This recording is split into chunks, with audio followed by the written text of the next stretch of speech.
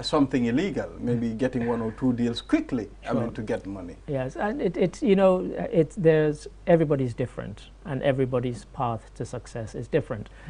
Before I came on air, I was talking about I have an adopted daughter, and her son signed a huge contract with a record company in England because he makes beats for singers and rappers. And at the age of 15, he already had more money than his parents had ever seen. And that was just from an advance from the record company. So, you know, people will see that as instant success. And it worked for him. It's not going to work for everybody Well, else. Mr. Ade, sometimes it's difficult for one to judge and understand certain things. I mean, when you look at it, at times you look at a very hard-working man, and he's not successful. Yes.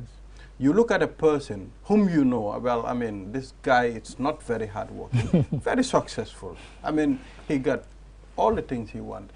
Does it mean that success doesn't only means you're successful when you are, well, acquiring worldly materials? Well, it's interesting you heard that, you said that rather, because this morning myself, Keba Cole and Babukar Sise were having a discussion in the office, and we were talking about exactly that point, and we didn't even know we were going to be having this particular conversation. And, you know, they also say that, you know, when you talk about working harder, they always say now the phrase is, don't work harder, work smarter. So it's not just because you put in sweat, therefore you'll get, you know, are you putting in the right amount of sweat to the right things? You know, don't put in sweat for something that's not going to produce anything. But also we talked about people who, they've worked hard, they've become successful, but they're still not satisfied with that success, and that pushes them on to be even more successful, to try and attain more. We talked about people like Bill Gates, Jeff Bezos, Elon Musk, and so on. These are people who are multi-billionaires, and yet they haven't retired and counted their billions. They're still working hard to make more. And some of them, like Bill Gates, he gives away billions to charity, and so on. So there are different things. Different things work for different people. But as you rightly said, you know, just working harder doesn't mean necessarily are you working smarter, and that's what people need to do to attain exactly success. to work smarter. I mean, that's the I think that's the right way of doing the I mean, that thing. Sure. You know, well, it's important. The trouble with this generation is that they want to eat dinner in the morning. Yes, totally nails it, and I love it because, you know, I'm one of those people who I criticize people of the younger generation, which means it's almost everybody younger than me, because they do want things instantly, because we live in an age where, for example, you can get information instantly. Something happens now. If somebody is shot in America, you will hear it within a minute or two. It'll be all over the news. Growing up, it will take 2, 3, 4 days before that news will come through, possibly even a week. You know, so because we get certain things instantly, a movie comes out today in America, I can watch it today by going online. You know, so things like that. Because a lot of things come instantly and easily, a lot of young people want everything instantly, including success, without having to work for it. Well, that's very important. Well, what is the state of our transport strike in the country? Because I'm seeing vehicular. What strike? I was caught up in a traffic jam this morning. I mean, people are going on their normal business. I mean, they are. They have resumed. So it's like the evening. It's not included. I mean, so the strike is only for the morning. Well, it was for yesterday morning, not for this morning, certainly. Because yesterday evening, when I was going home, there was a lot of traffic, and this morning, as I said, I was caught up in a traffic jam, which normally I wouldn't be if there'd been a strike. That would not happen. I mean, on the first day of the strike, Monday, the roads were so clear. I made this journey in about, I don't know, 18, 19 minutes, maybe 20 minutes. Whereas today it took about 40 minutes because of traffic. So, you know, maybe 45 minutes. But yeah, I think the strike has dissipated. It's died. Yeah. You know, I mean, you see, it's difficult to do certain things in certain countries. Like sit-down strike, a country where people live daily on what they earn in a day. So it's difficult. I mean, there is nobody in this country, few will tell you, okay, I can sit for a week without going to work and everything is provided at home. Everybody can eat, everybody can get what they want. I mean, it's difficult. Most of these drivers, all they do is to go work. You have you come and give face money, and you go to work the other day. Well, what about if someone out there is telling you, look, you can sit for 2-3 days without going to work?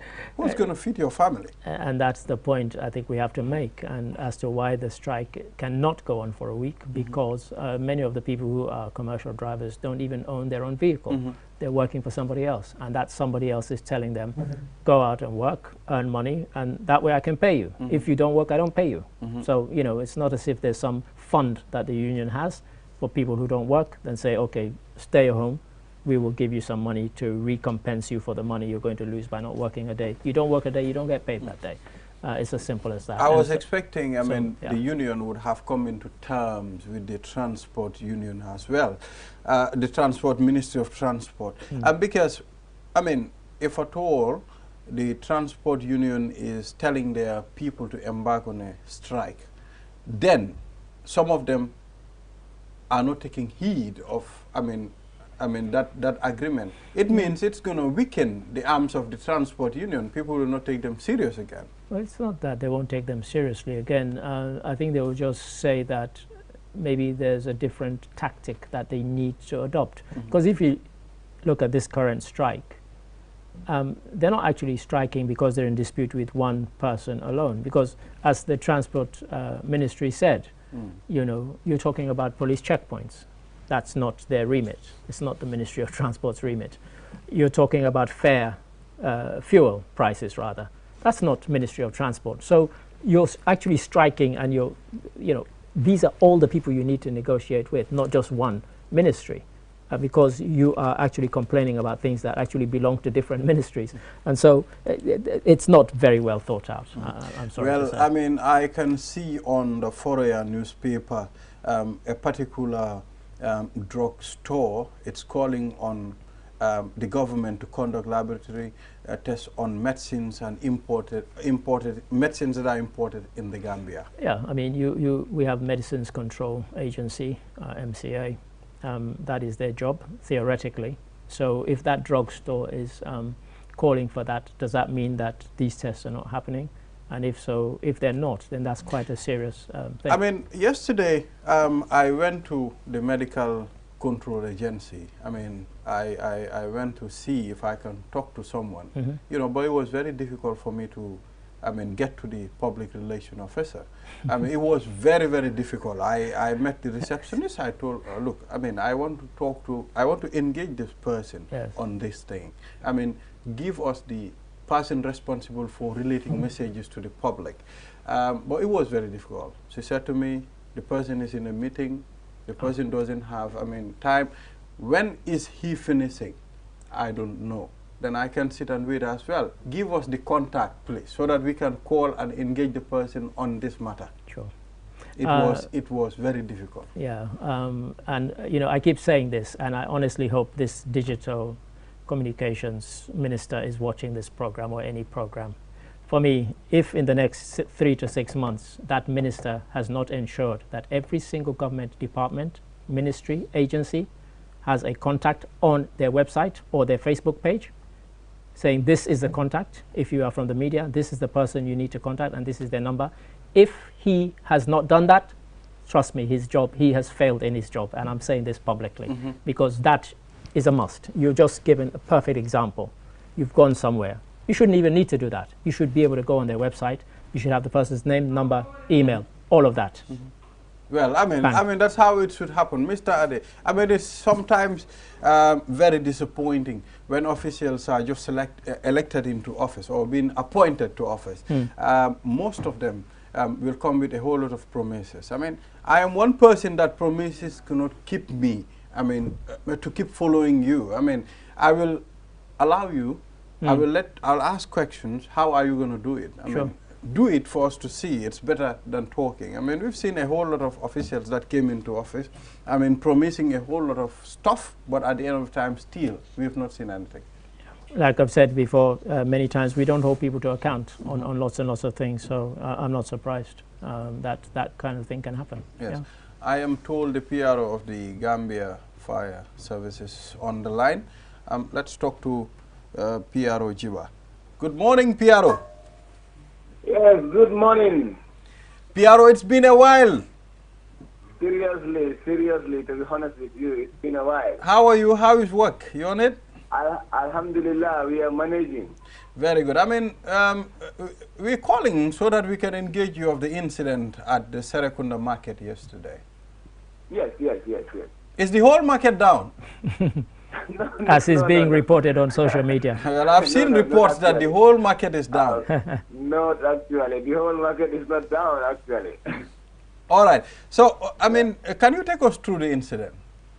Yeah, anyway, as of yesterday, in the evening, around 8 o'clock, we received a call from someone. Sometimes people don't just identify themselves because they are under a state of mental distress, and we don't mind much about that. But for the records to be straight, we definitely need their names in the first instance. Let me reiterate that, because it's important that we know who calls, because it goes into statistics. The call was effected around 8 o'clock in the evening, and the reporter reported that the market was burning. And it of course blew up some kind of eagerness to get to the place, because we know the magnitude of the fire, the 10 cent, We're seeing pictures. The rate at which it burns, especially if it's a market fire, is something that we don't joke with. So, but on arrival, we realized it wasn't the market per se. It was a building outside of the market that was burning. But you cannot separate it from the market. As long as it is a marketplace, it is a place where sales, buying and selling takes place. Yes. And it is part of the market in one way or the other. Exactly. But to let people understand and to calm down people who are nervous, because some saw it on the internet and they were saying the market is going down, like they are saying. For the purpose of giving information, it is not the market itself, inside the market, that was born. It was control that was outside of the market. Okay, you were telling us that it's a building. I mean, just a building around the market. I mean, it's not the market itself. Yes. Exactly. All right. Piero, take us through. What do you think it's the cause of the fire? As we speak, it becomes so difficult to ascertain the exact cause of the fire, but we can give a probable cause of the fire as we allow our investigators to go on and do the investigation. At the time the fire started, there wasn't anyone around that could give that kind of evidence. Because according to information reaching my office, it's like the owner of the building or the house wasn't available. He went to his village, and people who were around begin to tell us stories about how it happened. And we cannot definitely check that, because that is something that it could be a probability that electricity was coming in and out, and the powers, so outages here and there that led to the burning of the building. But this is just a probable information. It could be, it could not be. That's why we cannot base our conclusion to agree that the fire was caused by electrical substance. Yeah, because most of the fire incidents in this country, it's blame on electricity and faulty wires. Yeah, that is quite so. Most of the fire, we've recorded most of the time. Every year we record like 60% of our fires caused by electricity. Almost 60% of our fires. But as long as we have not investigated this, we cannot conclude that it was caused by fire. But then probably it might be caused by fire, because this is the baseline information given to us. So we will anchor our investigation around whether this has been the cause of the fire, that is the electricity. If we found out that it is not caused by electricity, then it could have been caused by something else. All right. Yeah, Piero, Adedarami here. I just wonder, for us, every time we hear about a fire, one of the first things that comes to mind is were there any injuries or any fatalities? I wonder if you could just update us on that. No, there wasn't any injury. No one died, and no one was also injured, fortunately. Thanks be to God. And one thing that beautifies the whole environment is the fact that I must have to say thank you to the population, because they used to be too hostile to us. Yeah, we heard of and it. I have said it over and over on different platforms that we as a Gambia are better than this. Sure. You know, our country is better than being too hostile to lifesavers. Sure. Why not we stop that and abandon? We conducted some series of press conferences concerning things like this. But fortunately, as of yesterday, nothing of that nature happened. Sure. So if we talk about no casualty, no injury, whatever, then we also must have to talk about whether the crowd was hostile to us. This time around, there was no angry mob around throwing stones and trying to bully the fireman and stuff like that. And it was Bakau Fire Station that came in and then supported by Kotu Fire Station. Sure. I would like to put up something, probably so that we will understand more. Those that we used, to close our stores, sometimes they become very difficult to break and enter. I do not know whether boutique owners do that because of thieves or something like that. But our men could not enter through the doors. Sure. What they ended up doing was to climb over the roof of someone else and then fight the fire from above. Right. I know it is something that they run away from, because thieves could be more deadly than fire. Sure. Because when they come, they can consume everything just like the fire does. But it's also important that we also take care of the kind of doors and frames. Let us not overlock. Sure. If we overlock, it becomes difficult to unlock, and you may not know what will happen at the end of the day. Sure. You can lock and then find a watchman, that will take care of the boutique for you if you are away, because you may not know what will happen in your absence, and the firefighters need to get in. What about if climbing from somebody else's house was a problem for the firefighters? Sure. Meaning the fire would have gone on and escalate to the neighborhood and do so many other destructions out there. Sure. So that is the piece of advice I would like to find. Thank you. Yes, okay. Before we let you go, Piero, there's something you mentioned there about previous incidents when people used to attack the fire service. Now, since I've been at QTV, some of those attacks have been because people blamed the fire service for arriving late at the incident. Isn't part of that down to the fact that, and this people keep saying I go on about this, but isn't that part, and we've spoken to the fire service about this before, we don't have addresses in this country. And so you find it difficult to find an address because the person giving you directions isn't very good at giving directions. Are you liaising with other authorities, Kanifing municipality, any municipality, say, please start giving street names and proper addresses? Hello, can you come back again? Yeah. It's raining here. Okay, let me shorten it. In the past, we've heard of the fire service being attacked because they arrived late at an address. Yeah. And one of the reasons that the fire service told us they arrived late was because the person giving them directions was not good at giving directions. And one of the reasons they couldn't give directions is we don't have street names and proper addresses.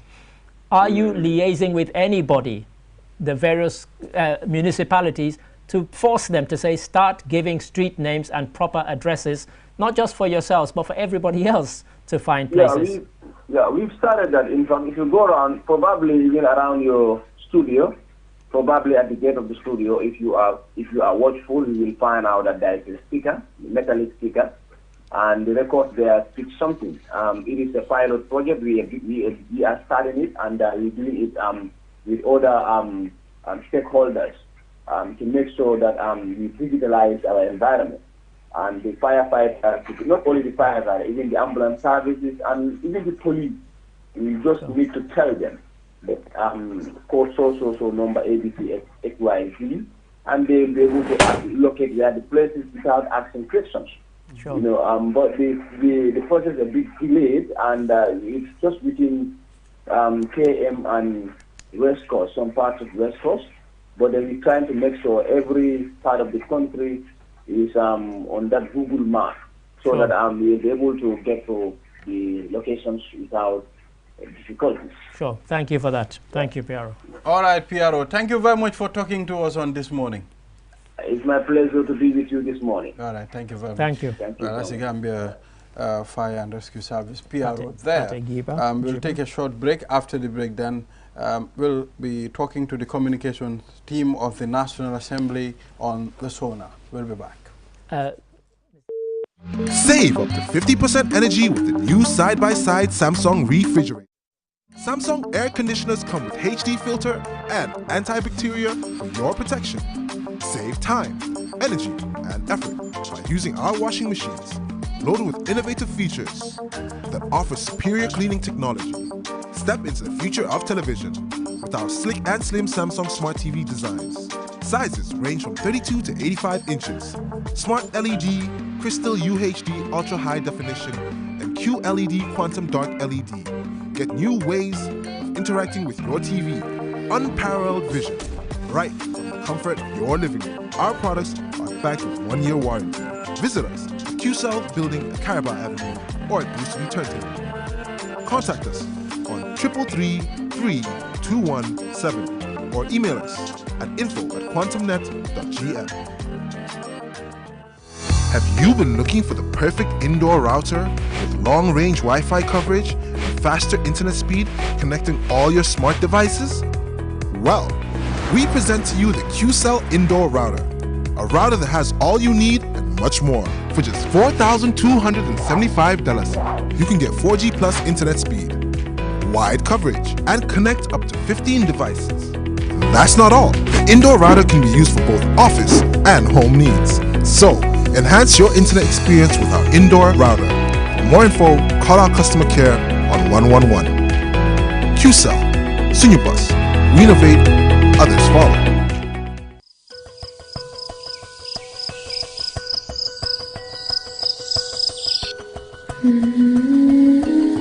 Light. From the beginning of time, light has been there. It is integral to our survival and to our way of living. We need light to work, To build, to grow things, and even to see our loved ones. light makes things easier and better. So QCell has changed the way you buy Q-Power to make it easier and more accessible. You can now access the same service quickly and get your cash power tokens instantly with the new QCell Q-Power code. To light up your world, simply dial *363#. With a touch of your fingers, With ease and convenience from the comfort of your home or office, you can bring light into your world instantly with *363#. Q-Power, lighting your world. QCell Sunubus. We innovate, others follow.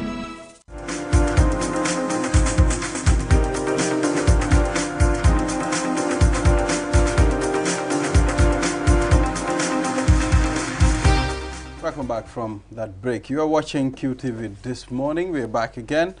And of course, now we'll go straight to talk to the communication team of the National Assembly on the State of the Nation address preparation.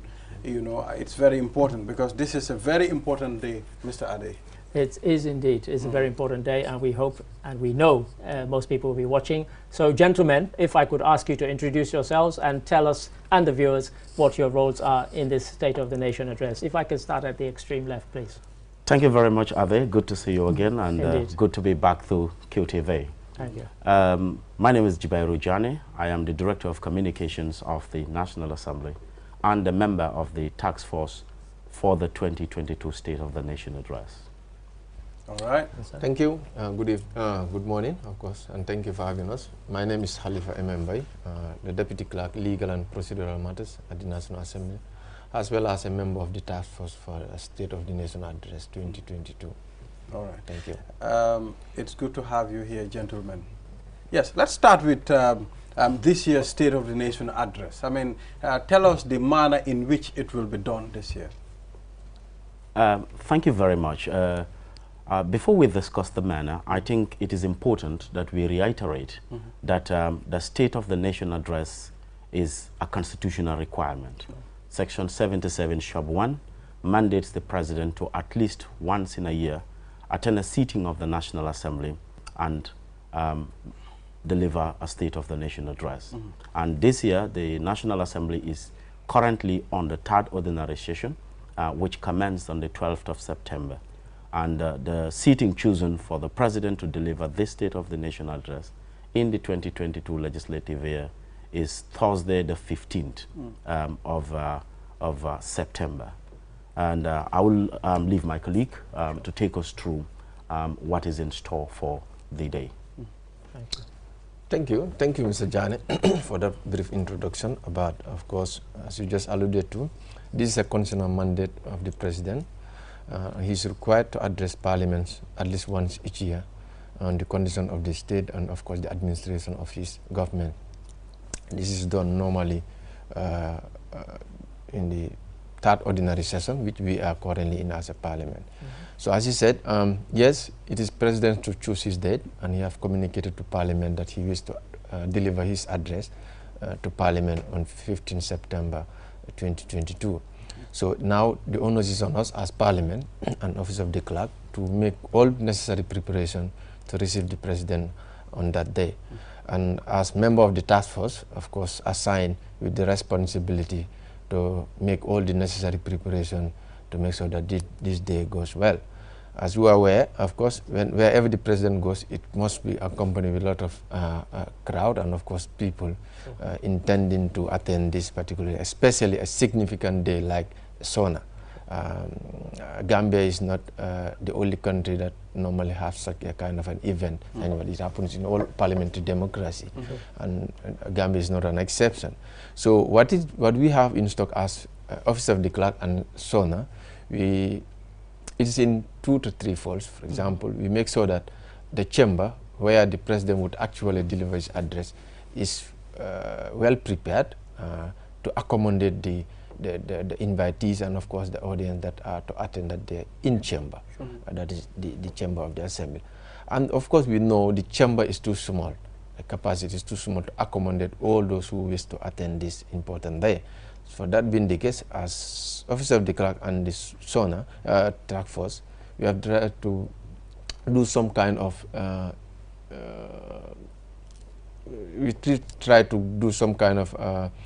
arrangement to make sure that we extend the capacity of the chamber, not in the chamber per se, but outside the chamber. We create what we call outside tents to accommodate the other, of course, invitees that may not be able to opportune to get inside the chamber. But there also, if you are in the tent, as if you are in the chamber, because there will be a screen, of course, broadcasting the openings of the chamber live. Then, if you are seated in the tent outside, and after that also, what happens outside is not all can also fit in the tent as well. Others may not be able to have the cards, the invitation cards, which is level. Jibar will talk about it later.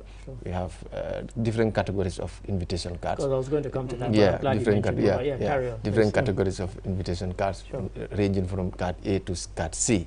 So C are the ones that are going to the tent. So those without cards also, of course, we can't control the entire crowd that want to accompany the President. You remember there's some little bit of political things, elements in it. Of course, the President is a head of a political party, and of course he must be accompanied with his militant and all sort of things. But those ones would not have access to the premises of Parliament, in the building and of course in the chambers. But of course they will be outside. What we have in stock for them is that we will also erect a giant screen for them to be able to view the happenings of the proceedings in the chambers live on the streets of the Banjul Highway and of course Regional Pi Lane. That is what the preparations are in stock. So as members of the task force, we have made sure that all the logistical preparation, as well as for the media, the security wise and everything is intact as I am speaking to you. We have made all the security arrangement as well as the logistical arrangement to make sure that on the day everybody comes in peace and go back home. So could I go to Mr. Jani? Exactly. A couple of things, very, very important things. One, we haven't said what time this is happening. I'm sure the viewers want to know that. And then secondly, about the invitations, if you just in brief tell us who gets invited and who decides who gets invited. Thank you very much once again. The seating of the National Assembly commences at 10 a.m. Daily. And therefore on Thursday the seating will commence 10 a.m. sharp. But because this is a unique occasion, unique in the sense that this is one rare occasion when you have the executive and the legislature sitting under one roof. Sure. It attracts a large crowd. And therefore, we are asking all invited guests to be seated at the assembly by 8:30. Okay. And this is well before the arrival of the president. Of course. Even if you are having card A, you are a VVIP invitee, and you run late, and the president is already in the assembly chamber, you will not be allowed access. And contemplating traffic to Banjul, we advise everyone to get up early and make your way to Banjul on or before 8:30. And okay, go ahead. Yes, the second point is the category of invitation. Sure. We have issued 3 invitation cards. Card A is for senior government officials. These include cabinet ministers. This includes members of the diplomatic corps, and this includes also permanent secretaries and members of the judiciary. Remember, the judiciary is equally an arm of the state. Sure. And they will be occupying the lower public gallery of the National Assembly. And so effectively, they will be together with the president, the speaker, and honorable members in the lower chamber of the assembly. We have also issued Card B, and this goes to very significant government institutions. For example, governors are there, chairpersons of councils, local councils are there, executive directors, managing directors, chief executive officers, development partners, and the list goes on and on. They have equally been issued Card B, and they will be occupying. They will also be in the chamber, but in the upper public gallery. We have also taken note that the State of the Nation address touches on the life of every Gambian. Sure. Even ordinary parliamentary business must be a primary business of every Gambian. And therefore, we anticipate that more and more people will want to be part of the proceedings of that day. And this is why we have also created, as Mr. Mbai mentioned, a tent within the presence of the assembly, and that will also accommodate people that we have issued Card C. Right. And the tent will be fitted with a giant screen to ensure that all proceedings of the House for that day are directly broadcast live for them. And we are also putting another screen on the road for those of us who, not out of intent, but due to capacity constraints, are unfortunate to access invitation cards, could equally hang around and be part of the proceedings for the day. I wanted to ask Mr. Mbai, I mean, every year we want it to be better. I mean, we want certain things that happen maybe without preparing for it well.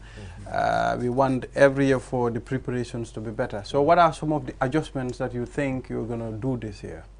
Thank you for that very good, important question. Of course, as you said, in every event, in fact, as a task force, this is a yearly task force that we normally constitute to organize this SONA. And of course, it's a tradition of the task force that at the end of the day, or at the end of the event, we have a post-mortem meeting to assess ourselves where we get it right and where we get it wrong, and how can we improve better, and as well, and that's geared towards the next event or the next year, how we will be able to improve. One of the issues or two issues that we normally recurrent, like it's security hinges here and there, you know, that's in every event. How do we always want to mitigate or minimize the security misunderstanding between the crowd and of course the security that we have been. So this year also we have extended security, the higher echelon of the security, members of the security, to have a dialogue with them as a member of the task force to see how best we can minimize those kind of security lapses and of course misunderstanding with them, the public. And of course, as I am speaking to, we're going to have a meeting with them this evening and to have our final touches and here and there an agreement where which gate should Card C go through and Card B and Card A, and of course those who were without card, how do we want to exercise some kind of understanding between them and the security to allow them to watch the procedure. And the other improvement that we make this year is about the tent. Yes, we understand last year the tent that we hired was somehow small and it was full to capacity that we couldn't accommodate, in fact, the card issue per se. That was on our side. But this year we make sure that the tent that we are issuing, we are erecting is equal to the cards C that we are issuing. Exactly. So that if you have your And card it's C, you'll much be more rest bigger. assured. It's much more bigger this year as well. That if you have your card C, make sure you'll be rest assured. That's subject that you come on time as well. Make sure that if you have your card C, know so that there's a place reserved for you on the 10 card C. That we have improved this year as well. All right, thank you very much. Thank you, gentlemen, and thank you for coming. that. And let's make dua that it doesn't rain And on the day. Exactly. Yes, and thank you. Just to conclude, and thank you for the prayer. Just 30 seconds about to emphasize that yes, we have given everyone card 8 up to card C. That's giving you the minimum right to enter the chamber. But of course, there are certain basic rules, parliamentary rules, that you must observe when you're in the chamber. And one of them, you must make sure that you dress appropriately, like traditional or suit. That is acceptable. Otherwise, the sergeant at arms, which is the security head of the, will not allow you in, regardless of you are a card holder or not. And also, if you are in the chamber, so we expect everybody to be silent when proceedings are on. To behave. To behave yourself in a respectful manner. Thank you. Running out of time, but we Thank you really very appreciate much. that. Thank you for coming. It's a pleasure indeed. Thank you. Thank you for having us. Thank you. Viewers, we'll take a short break. After the break, we'll be back.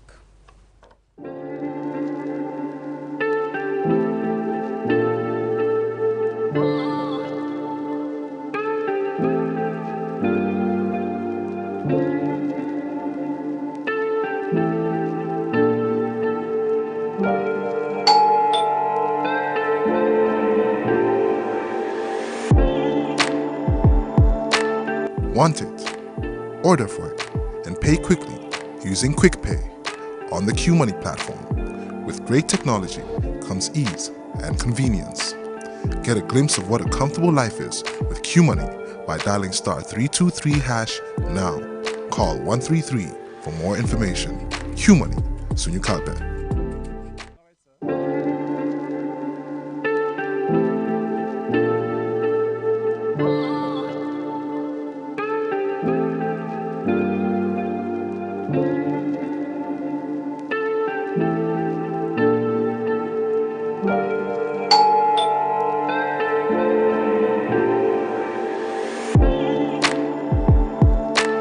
Want it? Order for it and pay quickly using QuickPay on the QMoney platform. With great technology comes ease and convenience. Get a glimpse of what a comfortable life is with QMoney by dialing *323# now. Call 133 for more information. QMoney, Sunyu Kalbe.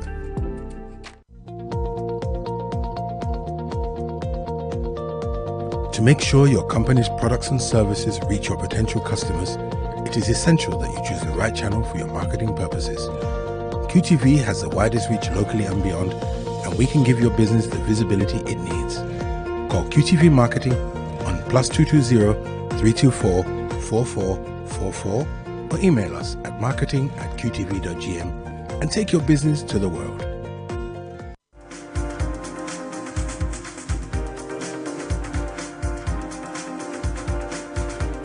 We're back again from that short break. Well, that was the National Assembly team responsible for communications. I mean, it's important for us to sit here and discuss the SONA. Sure. I mean, because this have to do with everybody's life. Everybody living in this country, you have to know what is the agenda of the government. Sure. I mean, what are their plans and what are some of their lapses. So it's very, very important. And if very, very quickly, one of the things that was mentioned, that wasn't mentioned, and I have to mention it before we go into this, is that there are no political symbols allowed. No political symbols allowed for the State of Nation. You won't be allowed in. Exactly. So now we'll go straight to legal aid. I mean, Nala, it's very important for us to look at some of things.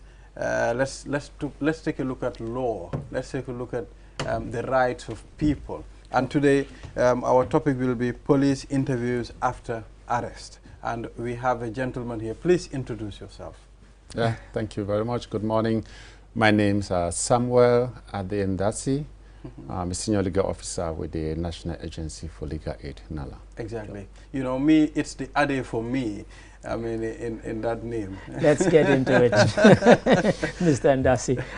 We've talked about, you know, police interviews after arrest. What are the rules and what are the regulations? Many people think they know, but actually when you speak to them, they don't know. I wonder if you could just break it down for us. What happens after somebody is arrested? Thank you very much for this question. The first thing I would like to say is that what are we saying here is very important, first to the police, and second, to the general public, particularly to the police, because whatever is done with someone who is arrested and whatever statements are recorded from that person for the purpose of prosecution is very, very important. Sure. Because the statements while prosecution is going on may be thrown out. Sure. And if that is the only evidence which the prosecution is relying on, sure, they finally don't have a case. It may be thrown out because it wasn't taken, in the right way. Because we hear in films, we hear people saying, "I'm going to read you your rights." Yes. Now that you've been arrested, yes, these are your rights. So please. Yes, and yes, I will start from what the law says. It is very, very important to know that the recording of statements or the taking of statements or interrogations of accused persons after arrest is governed by law. Sure. And I will start with the Constitution, which is the grand norm or the law above all other laws, sure, within the Gambia, and what it says. In its section 19, the Constitution uses the word must, which makes it mandatory, sure, that it is a procedure which must be observed. Otherwise, you have breached the right of the person. Sure. And section 19 says that a person who is arrested must be informed as soon as is reasonably possible of the reasons of his arrest, sure, and of his right to consult a legal professional. Right. Okay, from what point should that person be informed? Let's say a person picked from his house. Should he be informed there, or the police should tell him, if you go to the police station, that's the time you will know why you're arrested? Yeah, the police can decide at the point of arrest to tell the person the reason for his arrest. It says reasonably at, yes. Yes. And if he is not told at that point, yes, when he gets to the station, he must be told within a reasonable time. Yeah. Within 3 hours maximum, he should be informed of the reason of his arrest and of his right to consult a legal practitioner. So what about if I am forced to sit for the interview? I mean, the police interviewing me. What about if I am forced to say things that I don't want to say? I mean, is it my right to keep quiet? Like, I don't want to talk to the police until when I get a legal person who is supposed to stand for me? Yes, now this just brings me to the very second statutes, sure, which I will mention, and which is the judges' rules of the Gambia. The judges' rules is a subsidiary legislation.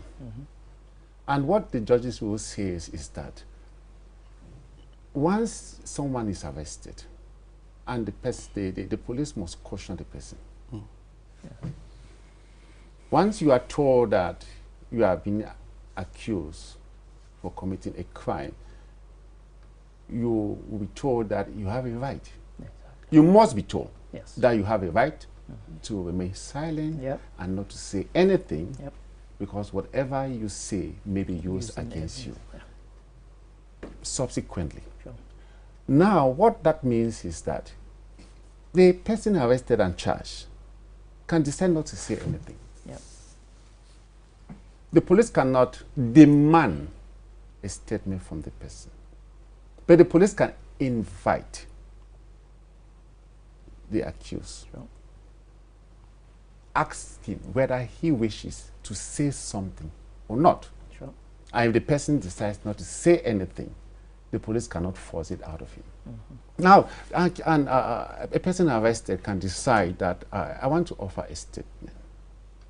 But, or the police can decide that we want to interrogate you. The police have a right to interrogate anyone who is suspected of having committed an offense. It is the police's right. But the person arrested also have a right not to say anything. Well, Mr. Ade, we have all these beautiful laws put into place, but at the end of the time, these laws are not implemented. I mean, I am not very sure, but I mean, the police, I hope they understand all these things should be done, and the accused person also have his own rights. Yes, the police are supposed to understand the rights that accrue to someone who is arrested, and to make sure that those rights are read to the person before any interview takes place. The police must be able to tell the person, you have a right to call someone, you want to talk to someone, you have a right to consult a legal practitioner. This one of telling the accused person that you have a right to consult a legal practitioner is provided for in the Constitution. It is a must. And if you violate it, any other thing which is done, it risks becoming a nullity because it was done on a false foundation. And it is common knowledge that anything that is built on the false foundation cannot stand. Yes. Okay, we're running out of time. Yes. Just one question in terms of evidence. I mean, these days we see everybody with their mobile phones filming stuff. Is there anything in law, which I suspect the answer is going to be no, because this probably predates mobile phones. Is there anything stopping an accused from filming the fact that they are being arrested or they're being apprehended? Is there anything in law that actually prevents them filming that? In this digital age, it is expected that police detention centers, particularly interview rooms, should have cameras. Wherein whatever happens between the police and the accused person is recorded. And if the accused is alleging that he was tortured, he was coerced, he was given a promise before the statement or whatever was obtained from him was done, the police can be asked to produce footages. Now, according to law, it is once the accused person alleges, it is not his right to prove. It is a prosecution now to debunk it, to controvert it by bringing evidence that what the accused is alleging is not exactly what happened. And if they have footages, it is for them to present to the court that this is how the interview took place. And if they cannot do that, the accused person have succeeded in raising doubts in the court's mind on the voluntariness of whatever was obtained from him in the form of a statement. Thank you for that. Thank you. Well, this is very important. Just, I mean, a word of advice before we leave you, but we'll try to invite you again, maybe next week, for us to do this while we have enough time. Thank you very much. I'll be glad to come again. There are a lot of things that we need to so we cannot exhaust that at this time, but we will try to schedule a particular day so that we can have more of this. Time willing, I'll gladly want to come again. Thank you very much. And thank you for your time today. Much appreciated. Thank you. Well, viewers, we'll take a short break. After the break, then we'll talk to the Child Protection Alliance on the AKI. I mean, it's making a whole lot of circulation since last week or 2 weeks ago about the paracetamol syrup that is, well, people believe it is killing a whole lot of children in the Gambia. But let's see what will the Child Protection Alliance have to say about this. We'll be back.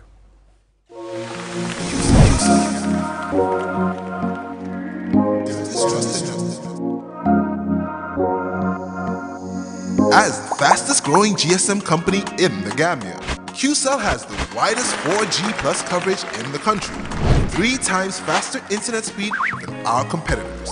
So switch now and dial *335# and enjoy what true 4G feels like. QCell, the Gambia's trusted network.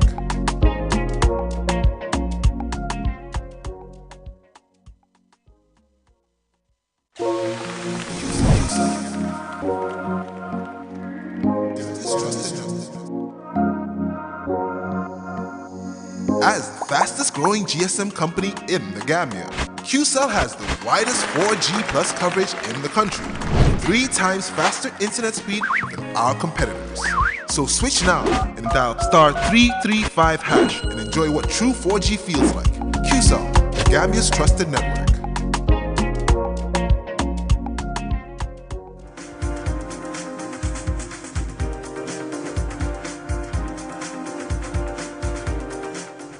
We're back again, and if you're just tuning in, this is QTV This Morning, and well, we've gone past a whole lot of segments, Mr. Ade. There's been a really full program already, and we have yet another important exactly, very significant. We cannot let the CPA go without telling us something. Indeed not, because we've seen in the news in the last day or two that you've raised concerns about this acute kidney injury, and you quoted the Director of Health Services, and I just wondered if you could just elaborate for the viewers, because we gave a news report last night and we had slightly different figures, but the ones you've given of 40 deaths is certainly higher than what we gave in our story last night. Thank you, Adi. Basically, I think the figures given in our press statement has been quoted from Dr. Bite, who happens to be the Director of Health Promotion. So I think I've got this information when he was interviewed by Al Jazeera. Right. I was actually out of country when this happened. Right. So as a result of that, from his interview, I thought it wise to come up with a statement. We thought it wise to come up with a statement actually to raise concern around this issue. So the figures given actually 40 deaths. 40 deaths are 60 more affected. Sure. Well, so what is the CPA's stand at the moment on this? Basically, you know, CPA is kind of like mandated to work around the issue of promoting the right and welfare of children. And obviously, this is a great concern when it comes to the issue of where children have lost their life as a result of, one could say, negligence, because this was kind of like, you couldn't relate this into anything other than regular, because these are drugs being given to children, and as a result of that, it caused their death. So we have an accountability role as an NGO in the country to make sure that at the end of the day, when such thing happen, is to raise the alarm, is to hold government to account and to call government to action. And this is what we just have done in this case. And Mr. Fati, some of the actions taken by the government, well, are you impressed by that? I mean, I learned that they have informed the general public to stop using all paracetamol syrup, drugs. Basically, I'm not too impressed. When you're dealing with issues of drug or medicine and related product, we have an entire established agency in this country, the Agency for Medicine and Drug Control in the country, right? And they also have an act that governs the Medicine and Product-Related Act in 2014. Sure. So if you have all these things, you have this establishment, actually, we wouldn't have had an issue where then all these drugs entering this country would be a concern to us. That how were they investigated, how were they even approved to be in country, to be imported in country and in the circulation. Yeah. And unfortunately, why we are so displeased or dismayed is the fact that, well, when you look at that agency, with all these things happening, from our end, we haven't had any single statement, any single reaction. Sure. And, you know, you have a ministry that is trying to investigate itself. Yeah. We are concerned. What are they investigating? Our own concern around the investigation process is not only about, whether it's the paracetamol syrup that has really caused this, because we know that there's a suspicion, right? There's an element that, well, it's contributed to this. Sure. That's one part. But the other part of the investigation should be able to look at how were these drugs imported into the country. Because if government cannot establish that, and also to having to ask that question, it doesn't have to only be, let's look at the paracetamol syrup.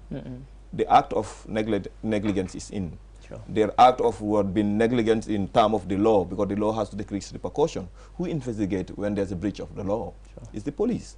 So that's why we call that the investigation should not only center around within the ministry itself. When they are doing the investigation, they could establish whether this is the actual cause. But what we are concerned with is if we have an entity or institution that is responsible for the importation of this paracetamol syrup and has caused the death of children in this country, obviously there are supposed to be some legal repercussion around it. So we are not too pleased, we are not too okay with the way things are going. Even with the way of having 2-3 statements to say, we have now instructed pharmacists to stop giving out. Sure. But what is how much is already in circulation? Of course. How many of the ordinary citizens are able to even receive that information? Sure. And we kind of like have a difficulty in trying to establish actually what is the label of this particular product. Exactly. Yeah, so that's the problem here. You asked that yesterday. Yes, that's the problem here. Yes, because is it a particular one from a particular manufacturer, or is it from several manufacturers? Exactly. So I think there's supposed to be some little bit of a rigorous campaign around this. Sure. right, they must able to use every medium possible to make sure that they reach to the last person. Because when you talked about paracetamol syrup, you might have different labels. Exactly. Right. I remember telling a neighbor, you know, I only hope you are not administering paracetamol syrup. And his question to me was, but how do I know? And I was like, also to how do I know? Because you know, we should able to have leaflets, we should have able to have posters to make sure that actually we have social media now. And this is what I was going to come in, because part of your concerns, you've raised them publicly. Are you also working with the agencies that we've mentioned, MCA, Ministry of Health, that you can actually work on a kind of concerted campaign with them to actually put our messages in all our local languages so that people know that this is what needs to happen? Are you working on anything with them? I think this will be the next step, because I've been out of the country. I just came during the course of the weekend. So we were also discussing at our level, how do we engage? Right. I remember having some side discussion with one of the officers. But I think, well, in terms of how the information is being filtered, because we only discuss around the issue of the press statement. Right, but I think, well, as you said, there is more to now looked at. It's not about, yes, it had happened, but how do we have that concerted effort? When this is about national issue, any particular key player could come together and see how best we reach out. All right, and CPA also have a role in trying to also play the role of sensitizing the community, but also is to get the information from the specific ministries to make sure that at the end of the day we are able to amplify or do the popularization of this set information. I mean, because for us, I mean, and one of the reasons I ask is because this is a crucial matter. We're talking about that number of children dying in such a short space of time. It's quite important. And so you would expect people to want to move quickly to ensure that the public is sensitized, they're made aware that this is what is happening, and so on. And I just don't get the sense of urgency that there should be. And I just wondered, is it for you, your job, part of your CPA, to push them to actually bring about that sense of urgency? Oh yes, oh yes, oh yes. As I said, we do a lot of complementary efforts in relation to complementing government or institutions' effort, but also to what is key is accountability. And this is purely on the accountability aspect. If they are not doing X, Y, and Z, what is stopping us to make sure that we put a little bit pressure? And I think, yes, this is a good proposition that you kind of like suggested, that I think, yes, let's go back to the drawing board. This is national, in the statement we said it's national strategy, and obviously it needs national, it's a national emergency. And you know, we only at the point of having that statement, it's 40, but who knows? 40 accounted exactly. for, but how many more are the ones we know? Exactly. Exactly. Well, I mean, Mr. Fati, how often do you engage the ministry? I mean, it's important. I mean, as you said, this calls for an alarm. You know, we should not just say, I think only the press release is not enough. Well, I quite agree. I quite agree with you. I think we need to engage them. I quite agree with you. And I think from here henceforth, I think this is the next step we need going to look at. The issue of, all right, if you have put ban, or if you have stopped temporarily the distribution of this, is as much as you do in the investigation, but can we reach out to the vulnerable? Right, who are actually the consumers of this particular product? Because I remember when I was coming to work yesterday, I was with a lady, and then I was on the radio on this issue. When I finished, the person posed a question to say, but what about if a child is sick and, you know, people have been using this? And she cited kind of like a scenario that happened the night before, that you have twins that were not feeling too well, and, you know, they've become quite feverish. And then the parents could not administer the paracetamol syrup. So what are they going to do? Also to the issue of making the distinction as to this is the type we're saying and this is the type you could use. So I think there's a whole lot of confusion within the public. And I think, well, yes, we need to act fast, and we need to do something as quickly as possible. Well, that's the problem. If at all we were able to single out, I mean, the one causing this problem, then that would have been easier. Otherwise, I mean, the best way is just to avoid taking it at all and look for other means. Yeah, Mr. Ade. Yes, I mean, on a nationwide basis, are you now going to, because you've touched on something which I was going to bring up, which is that there might be many children who've died, actually, and nobody did a post-mortem, nobody checked, but they might have shown. Is it worth us doing a kind of nationwide campaign saying from January to whatever, finding out from people, did your child die within this period? Did they show these symptoms before they died? In that way, we might get a truer picture of it. It might be far worse than what we're seeing so far? In a normal case scenario, this should have been the case. And I think for me, it's not only getting the statistics. For me, after establishing the fact that this is the cause of death, you know, let's discuss on the issues of the law.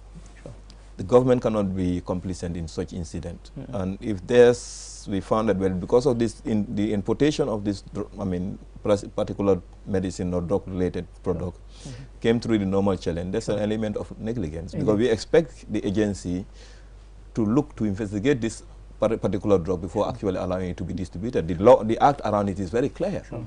So I think when, unfortunately, this is a country we don't have a rigorous and vibrant civil society. We could have taken this to make sure, if you'd listened to us yesterday, I said that in several of the discussions we had. Exactly.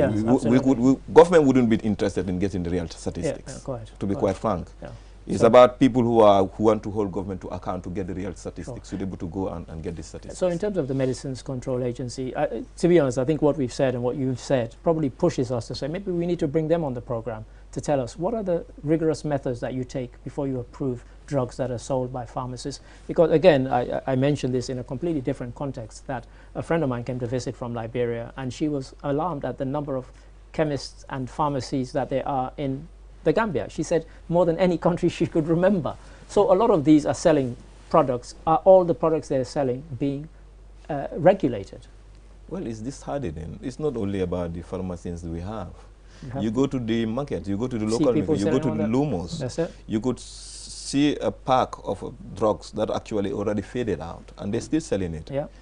You know, and basically, if you have a very serious agency that regulates that, right? You have a country that is quite, you look at the border, it's quite porous. You have every Tom and Dick selling drugs now on the street. What is happening? And this is not only about the drugs. The same thing with our food stocks. I think yes, our situation is a sad reality that we allow all these things happening and we take it for granted. But when we talk about accountability, I think the agency needs to do more. The agency needs to come up with, by now the agency should be able to come up with a statement to make sure that any person who is not registered in the business of selling drugs should cease. Obviously. Definitely.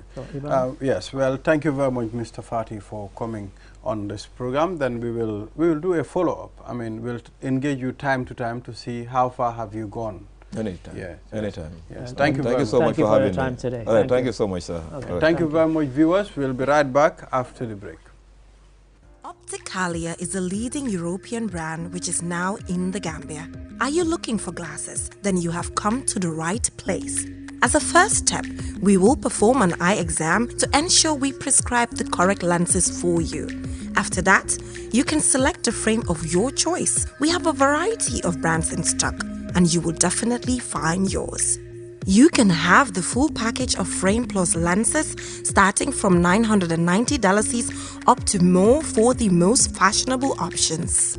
Once you find a frame you like, your lenses will immediately be edged by our lab technician. Within 30 minutes, you will be able to leave with your prescription glasses and a huge smile on your face. How amazing is that? Visit us at the Tropic Shopping Center near Senegambia from 9 a.m. to 11 p.m. every day of the week, or call us on 503-4411 or 7767-123.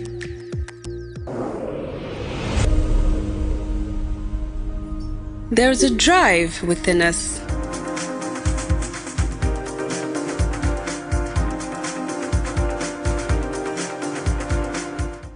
We're back again from that break, Mr. Adeb. Reminder, the program is sponsored by Opticalia. They are located at the Tropic Shopping Center, Senegambia. I got it right this time. You got it right this time. And Ibrahima, this has been a really interesting program today. Not that the program isn't always interesting, but I just think the range of topics that we dealt with, you know, exactly. First of all, started with the African proverb, then we had the National Assembly, then the Serekunda fire. We've also had Mr. Fati from the Child Protection Alliance talking about acute kidney injury. Really, really full program. And, well, fruitful discussion. I think this is what we can do as the media. I mean, we all have responsibility, I mean, to work for our nation. Of course. I mean, so, I mean, each and every person, you have your own way of doing these things. So I think it's important, especially the topic of that AKI. I mean, which is very significant right now. Everybody is talking about it, and it's a call for a concern. It really is a call for concern, and I think, as we've heard from the discussion we've had with Mr. Fati, there are lots of things that we need to address in this country, and of course the Medicines Control Agency, they need to look at themselves, and they need to come out and make a statement, as he said, because this goes directly to their work and how effective they are as an agency. Well, the National Assembly communication team is also here, but one thing I mean that I've been thinking about is what are we going to do to make sure this is communicated to our local viewers? I mean, those that cannot speak English. I am pretty sure the president's speech will be in English, so it's important. Well, here on QTV, as you know, we will have people covering it, and we will have people who will be speaking English as well as local languages, and they will be interpreting some of what the president is saying in those local languages. We'll also have it on our news, and we will have it on our English news as well as our local language news items. And I think that will probably be the same for most of the broadcasters. The national broadcaster, GRTS, are providing the feed, and then everybody, including ourselves, we're taking our feed from them. So don't forget, 10 a.m. is when it is meant to happen, but if you have been invited, make sure you get there. Make it 7:30, just to be on the safe side. Make sure you get there on time, because one thing, people talk about the president, he respects time. I mean, he's always there on time. Indeed, indeed. And as has been said, if you go after the president has already entered the building, regardless of the invitation, whether it's A, B, or C card that you have, you will not be allowed in. So don't keep saying, do you know who I am? Yes, they know who you are because it says on your invitation, but you're late. So don't be late. Well, I think you should be ashamed of asking people, do you know who I am? You know, coming late. Well, that's kind of what tends to happen with people who are very puffed up with their own self-importance. That, do you know who I am? How dare you stop me? But yeah, so be there on time if you want to make sure that you're part of the event. Yes. All right, thank you very much, Mr. Ade. This is all we have for this edition. It's been a thrill. Yeah. Yes, and see you tomorrow. Bye. Bye. Is a high-quality clinic from Europe, which is now in the Gambia. Do you have an eye problem? Do you feel a hearing difficulty? Medicalia is here to ease the pain for you. The first and only hearing aid dispensing facility nationwide, where patients can be tested and treated to recover from their hearing loss. Fitted with latest generation equipment, our doctors can provide healthcare assistance for eyes, ears, nose, and throat. Common diseases like glaucoma or diabetic retinopathy can be diagnosed and followed up for fast and correct treatment. Make your appointment with the eye or ear, nose, and throat ENT specialist today to relieve any pain you might be feeling, as consultants are available daily. Contact us for more information. Visit us at Tropic Shopping Center near Senegambia from 9 a.m. to 11 p.m. every day of the week, or call us on 503-4411 or 7767-123. Medicalia, premium care, personal touch.